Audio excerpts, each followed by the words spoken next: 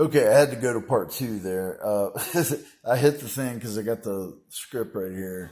So, anyway, keep a hold of your passions. In Empire, I will post the rules. I'm bringing everything together. So just be patient, everyone. It's all going to work out. I've got it all planned.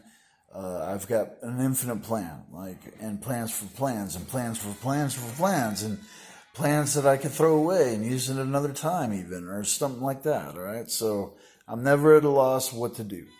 Okay. Okay. So the Jesus one I explained to you yesterday, but it's very important. Consider carefully what you hear with the measure you use, and it will be measured to you. And even more, whoever has will be given more, but whoever does not have, even what he has will be taken from him. Why do you enemies think that you're going to go to heaven? It's like, and you say you don't care, but you will care when you're burning. It's like, why do you think I care? It's not about me. It's about you and your decisions. Like, I keep saying it and you don't seem to understand what I'm saying. Don't blame me for your weaknesses. Don't blame me because you're the one fucked up. If you don't love yourself, that's on you. And I've been there, man. Ladies, I've been there. Okay? It's like, I have been so depressed. I have been so addicted. I have been I've been everywhere. That's why I know the depths of depression and addiction, and I know how to lift people out of it, Not only would I lift you up on a ledge, I'll get down in the muck with you and help you up. People like Osteen, they'll pretend he'll be like, okay, yeah, I'll pull you up. But Osteen is like doctors who keep patients sick. He never heals anyone. He just keeps them coming back for more. As long as you put money in my tithe plate, I don't care if you're gay or anything, we'll accept you. I was like, anyway. So, yeah, Osteen, you're going to be paying some heavy taxes. You're not getting away with crap anymore. All right. Anyway. I explained that yesterday. If you have gifts and you're not doing anything with them, and at judgment, you're like, I don't know, I just took life easy, it's like, don't live an easy life. Like Bruce Lee said, don't pray for an easy life, pray for a difficult life. Or like Disturbed says, my life isn't difficult enough, my life isn't hard enough, take it all away, and that's something that I had to go through, It's like, not only did I have to give my life away to prove that I was willing to do that, I had to give, my stuff away at first and sell stuff. You can also sell stuff. And then, yeah, that's what Jesus says. Look it up. Don't take my word for it. But you should. But anyway, it's like, and then I had to give up my car, once Megan and I, quote unquote, broke up, I went on a bender, did some methamphetamines for 3 days with a friend of mine, past friend of mine, he's one of the ones that stabbed me in the back too. And then I took mushrooms to get off of the speed, and then I was right back to being sober for Megan. Keep in mind that I was sober the whole time. When I got beat down, the doctor offered me painkillers and I didn't take them. I think I've said this before, but just in case you don't know. And towards the end of the persecution, like the last 6 months or whatever, I was just like, I'm giving up on Megan. I'm letting her go. Hold on a second. I'm doing jazz today. I'm a fan. To me, it's like, the stuff that I post, for instance, from the music Psychic Gibbon from Younger Brother. That kind of music, it's not really trance. What it's called is, it is, but it's called psytrance. And that stuff for me is space jazz. That's a futuristic jazz, right? You got the old time cool jazz, hanging out in a bar, drinking whiskey, and then you've got smooth jazz, and smooth jazz had its day, It's like, but to me, it's like I love music, who doesn't? Like, if you don't love music, there might be something wrong with you, It's just like get into something, So talents, like, do what you can, but it's not good just enough to be super successful, Taylor, like, if you're not living a righteous life, it's not going to mean anything, they say, well, I have faith, and that'll get me through, but it's not. You got to have good deeds. Like, who was it? The apostle, I forgot which one said that, but you can look that up, it's like, faith is dead without deeds. And if you just do deeds without faith, but doing deeds are exactly what strengthens your faith, right? It helps you understand why you believe. Like, rules aren't there just like for you to like say, oh, damn, rules, No, when you actually live what I tell you to do, live my preaching, you start understanding when you do what I tell you to do. And that helps you understand why you believe. And then your faith inspires you to do more good deeds, So it goes back and forth, So, use your talents, Like, I went back to school when I was, 35, So, like, it's never too late to go back to higher education. All of these people that live with high school logic have no idea what higher education is all about. They don't know English. They don't know when I say stuff, to look for the setting, or the context, or even the perspective. Like the song I posted from Don Henley last night. It's like he's talking sarcastically about the perspective of people in the news media. Okay. And at the end, he brings it around to where the perspective changes is from him. You've got to watch that stuff, Otherwise, if you take everything at face value, you're going to get it wrong. You're superficial, all right?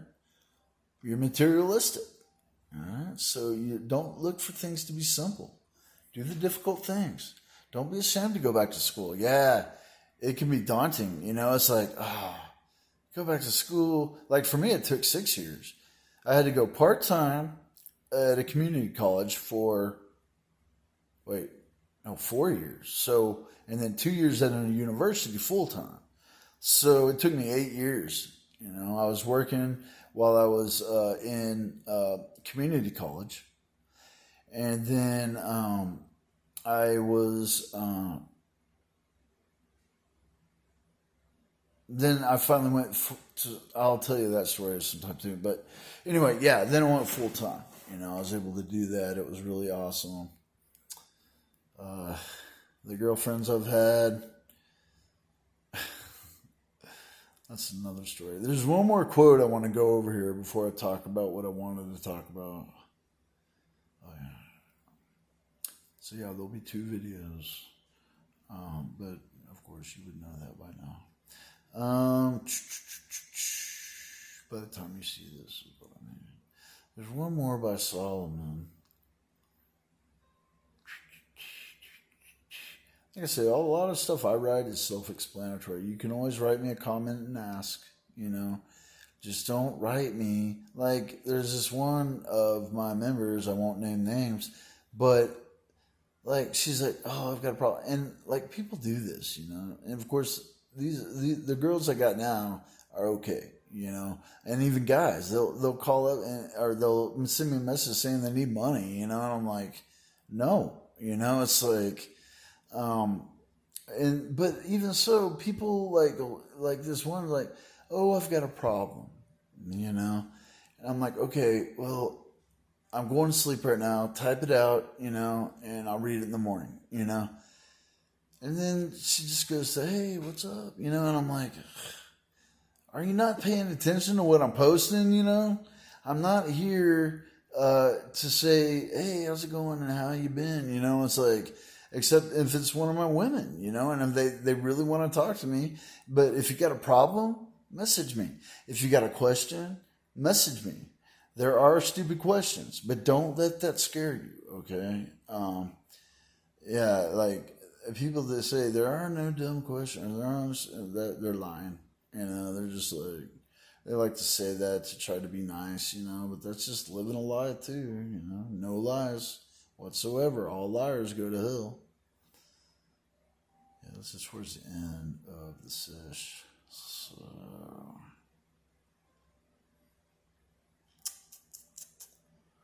yeah, I got a bunch of pictures. When I check out these pictures of Assassin's Creed, and if you go down the progression of these pics and like look at like how many men have died of British, how many men have died of Patriots, and then how many died, like I killed everybody, and it's all the way down like this corridor that like you can see like right down the vestibule, it's like you can see what I'm saying.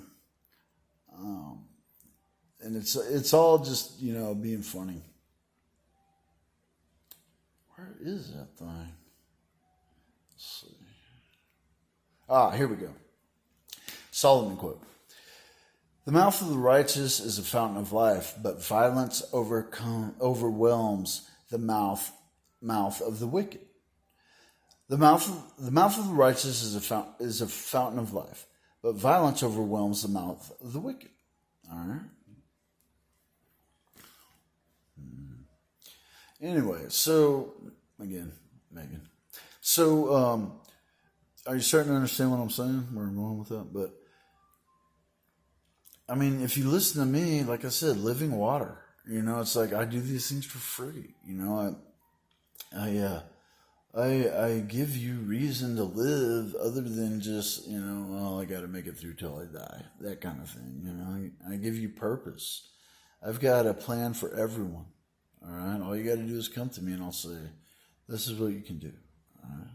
I'm not going to micromanage you, all right? So don't worry about that. My women, well, you'll see. It's like, I am a total asshole. Like, my ex-wife used to say I'm a raging asshole. Well, I don't rage like that anymore, except to idiots like this. But I'll definitely put you in check if I have to. Like, stop. Here, sit down with me. Let's have a drink, or, let's watch some TV together. Just, let's be quiet for a little bit. Or let's go meditate, And sex is meditation too, So if you do it right. Yeah. So anyway, but violence overwhelms the mouth of the wicked. All right? Think about all these people around here. They like to talk shit all they want, but they'll never come talk to me in person. And yeah, if they do, I'll get right up in their face. Like, what's up? You want to start shit? It's like, I'm nonviolent, but, do what you can. You can block and you can restrain and you can push if you're nonviolent, okay? So remember that. Ladies, no tasers. I know. There's this new weapon, a nonviolent weapon that the cops have. It's this thing, like you can unroll it and throw it at somebody and it will keep them secure and they can't take it off, like there are other things to do, but mace, it's okay for ladies to have mace. If any dudes attack any of my women, you're signing a death certificate right there. It's like, I'm coming to take you away as soon as they come tell me, but like there'll be security, like just like I'll have drones following around all the maggots and homelessness. We'll have drones following people around in hell prison. I'll have drones following around my women. Like there will be cameras everywhere. It's like there will. I'm gonna have cameras almost everywhere, and drones, like little drones, mini drones for the people, drones for security purposes, in mid range. Huge drones to clean the pollution out of the skies. All right, it's like, yeah, it'll be awesome, and I'll be like the term I told you about after that the Star Trek movie, cyberpathy. That's not only telepathy, but that's telepathy with machines too. So I'll be connected to every person. I'll be connected to every machine. You know, it's like I'm going to be literally everywhere. You know, it's like I already am in spirit, but I mean, and I will have security everywhere with robots. Shoot, they can be stored somewhere and to be activated once a drone communicates with them that there's trouble. Even the drone, precise lasers to where they can shoot like guns out of people's hands and stuff. Weapons out. They can restrain people. They'll have those restrainers that they can shoot out of them. And like my car, my supercar, the royal car, it's gonna be like James Bond stuff. And I'm gonna have a purple and black yacht. I'm gonna have a purple and black semi, like Knight Rider, where I can drive out of it. I'll have a purple and did I say purple and white? I mean all purple and black. I'll have a purple and black plane that I can put my purple and black private jet and attach it on top, and also have my car in there, and like, I mean, it's like, and of course my car, if I can, I'll make it to where it can be a car boat, it's like, or fly, which would be even better, it's like, I got all kinds of ideas. Yeah, my castle, my space station, my spaceship, it goes on and on. Like, this is all about really the cult, and black and purple is, and white too, because it was all like shimmering, like prism, it's like everywhere you look, on the technology. But the beings, we will be technology. We can even lock in together, not really like Voltron, but kind of the same idea. All right, I had to scratch my eye. Okay, so yeah, you might think I don't need to explain, but here we are.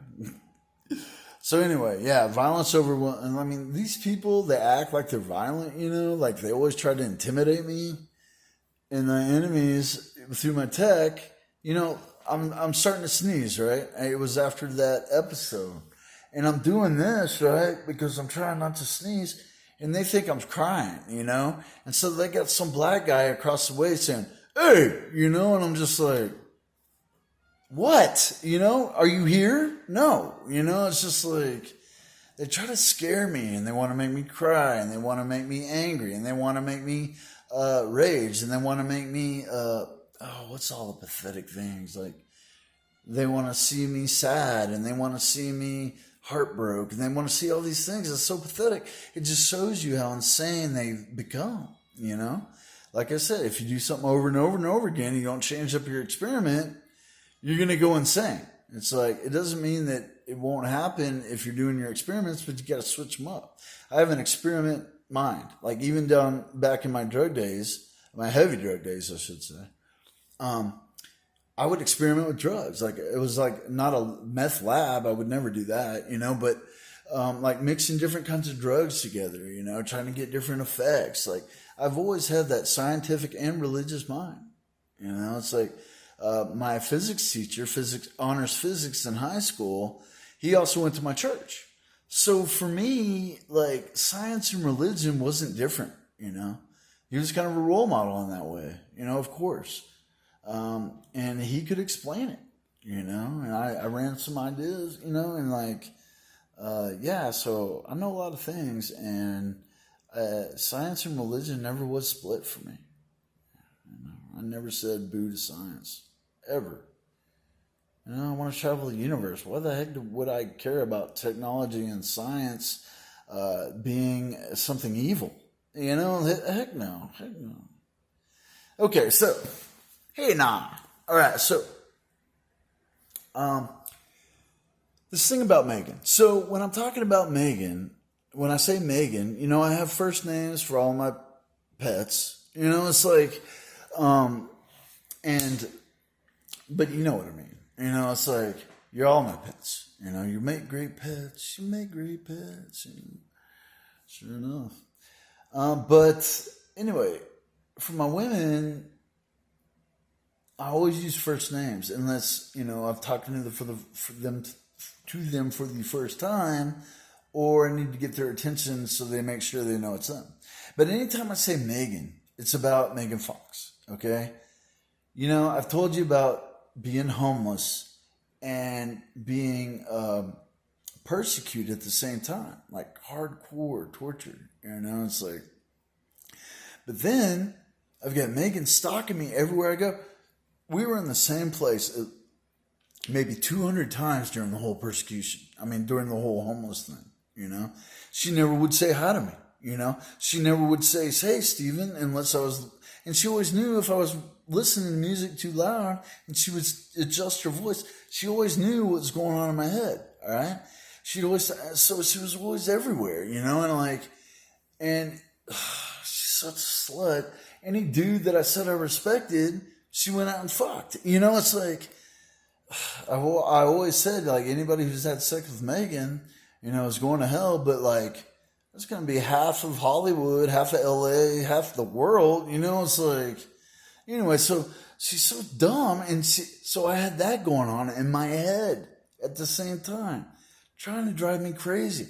The arguments that we used to have, I would have to go out into the lawn of the library, and I would just yell at her, like, fuck you. Because if I talk out my mouth, she'll stop putting it on, autopilot.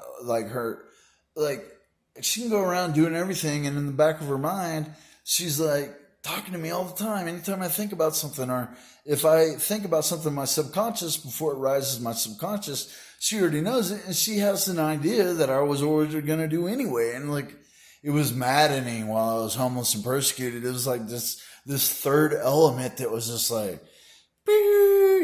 like steam shooting out of my ears kind of shit, and and I was so brokenhearted. Like, there was one time I had to wear shades because my other glasses were destroyed by the seawater in Venice, and this is in Malibu, right? So I'm walking to a place I usually sleep in the park, all right? And she's right there, and I can't see her because I'm wearing shades or prescriptions, all right? So, and I see her, and then I walk past her because I thought she might have been part of the bush or something because she was really still. And then I realized it was her. And by that time, I went to my spot and I just started weeping. It wasn't because of the persecution. It wasn't because, all of that had added stress, the homelessness. But the whole thing about me coming to LA is she was supposed to come meet me right away. But even in Venice, she tracked, she stalked me everywhere, but wouldn't talk to me.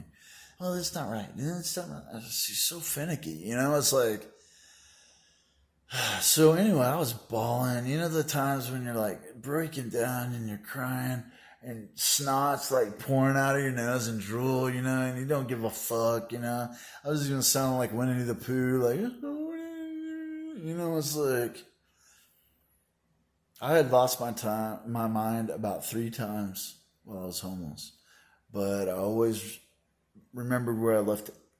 Always be aware. Like, if you lose your mind, remember it's always going to be in the last place that you remember having it. Because once you forget, then you lose your mind. That actually is true. So, anyway, I know it sounds weird, but that's it. So when I talk about Megan talking to me, she's talking to me in my head. She knows everything about me. She knows, like, not everything. Like, she still can't read some thoughts, but as soon as it's in, coming through my subconscious into my conscience, then she knows.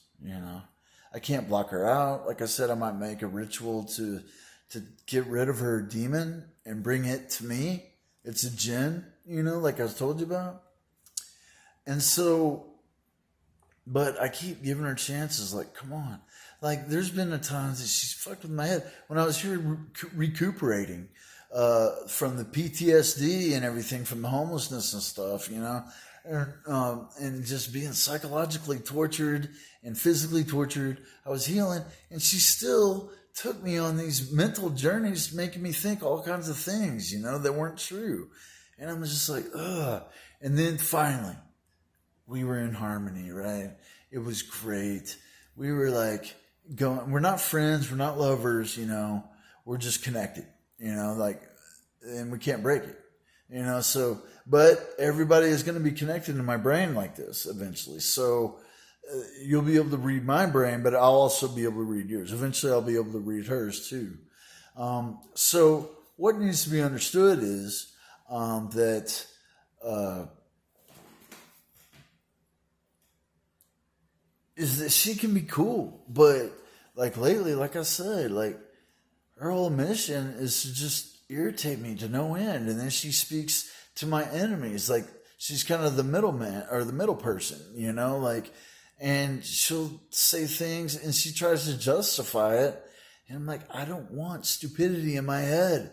There's enough stupidity around, and my enemies are just like, well, we're stupid and stupidity, gets to them.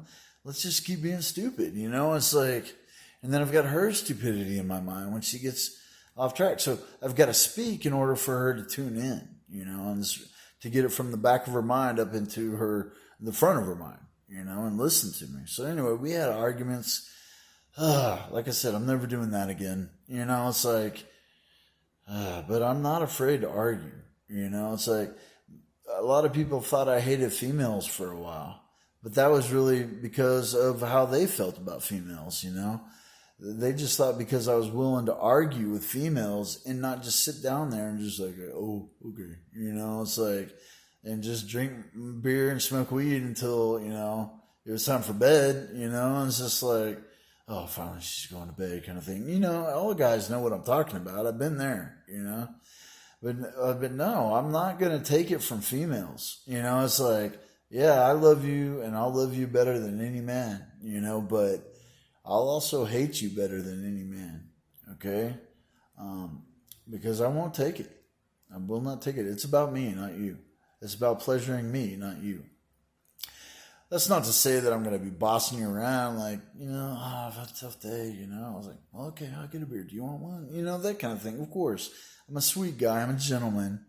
But I'm also an animal.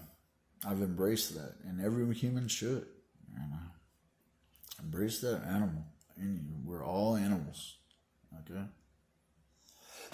Just because the Bible says that man is man and animals are animals, of course, the longest time people didn't think, well, we're not animals, But you got to let that beast out, but you got to be able to control the beast, like the Incredible Hulk.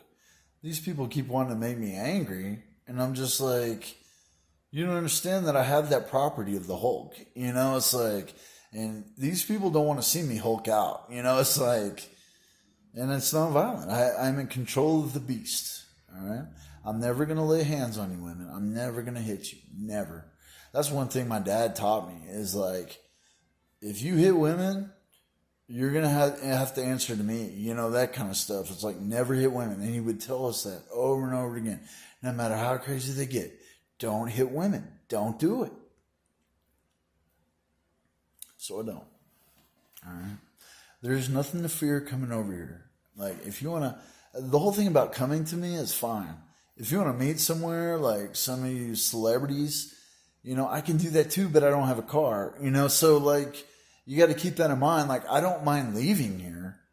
Like, face it, if Taylor ever really came over here, I live in such a low income area too, that like, there would be a crowd of people like in a rainbow shape, it's like waiting for Taylor to come back out within an hour. I realize that. I know fame, believe me. I understand fame now perfectly. So it's not that I won't come to you, but I need to know you're ready and that you're willing to come to me.